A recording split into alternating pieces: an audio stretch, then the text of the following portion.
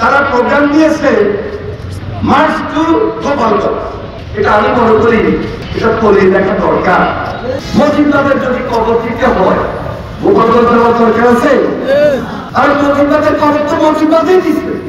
আর আওয়ামী লীগে হাসিনার সঙ্গে তো সবাই পালিয়ে যায় না,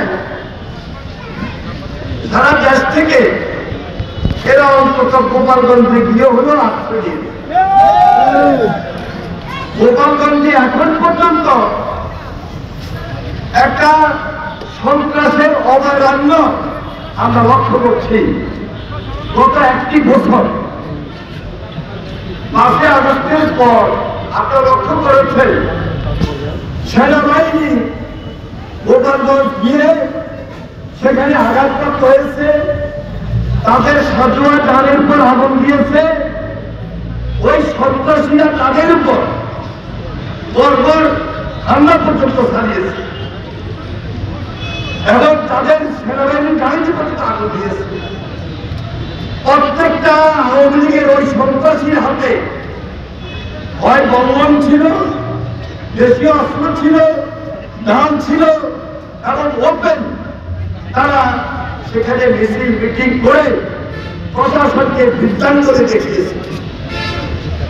ওই ফ্যাসিস্ট যারা 17 বছর অত্যাচার করেছিল, নির্যাতন করেছিল,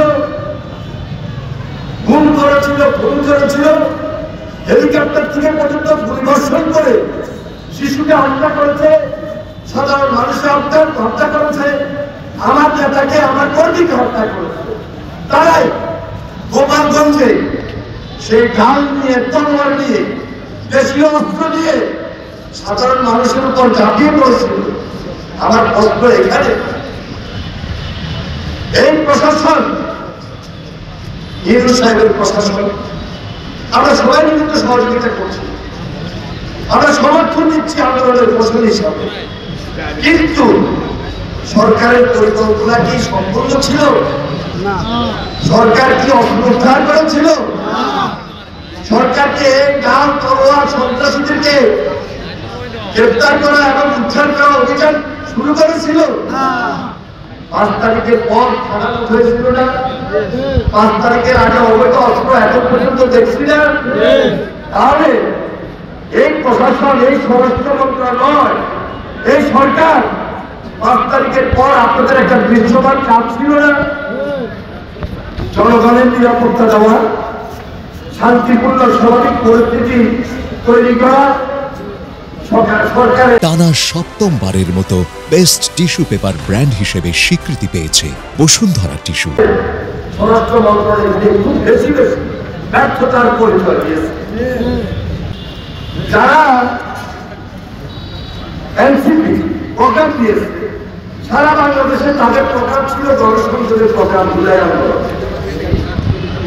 হঠাৎ করে আমরা দেখলাম গোপালগঞ্জে তারা প্রোগ্রাম দিয়েছে মার্চ টু গোপালগঞ্জ, একদিনে 2 দিনে চেঞ্জ।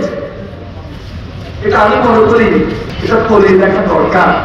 এর পিছনে কোনো হিত উদ্দেশ্য আসবে না, এটা সাধারণত নির্বাচন। এই ধরনের গণ্ডগোল যদি হয়ে যায়, নির্বাচনটা কষ্টের মুখে পড়তে পারে। পরে যে নির্বাচন নিয়ে এখন পর্যন্ত এতগুলা কথা, তাহলে আপনারা কিভাবে গেলেন, কিভাবে বেরোয় আসতেন? যদি আমি এনসিপিকে বলি মজিদাদের যদি কবর দিতে হয় গোপালগঞ্জ যাওয়ার দরকার আছে? আর মজিদাদের কবর তো মজিদাতেই দিচ্ছে। মজিদাদের কবর তো 72, 73, 74, 75 গত 17 বছর হাসিনা দিয়েছে। আমার আপনার আন্দোলনের মধ্য দিয়ে কি মজিদার কবর হয় না? মজিদার কবর দিতে হবে কি গোপালগঞ্জে দিতে হবে?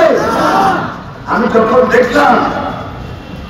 যখন দেখলাম সকালবেলায় ইউনিয়নের গাড়ি, পুলিশের গাড়ি, নিরাপত্তাহীনতা, তাহলে সেখানে আমাকে চিন্তা করা দরকার ছিল আমার পরবর্তী কর্মসূচির ধাপটা কি ধরনের হবে, অনুচিত কিনা।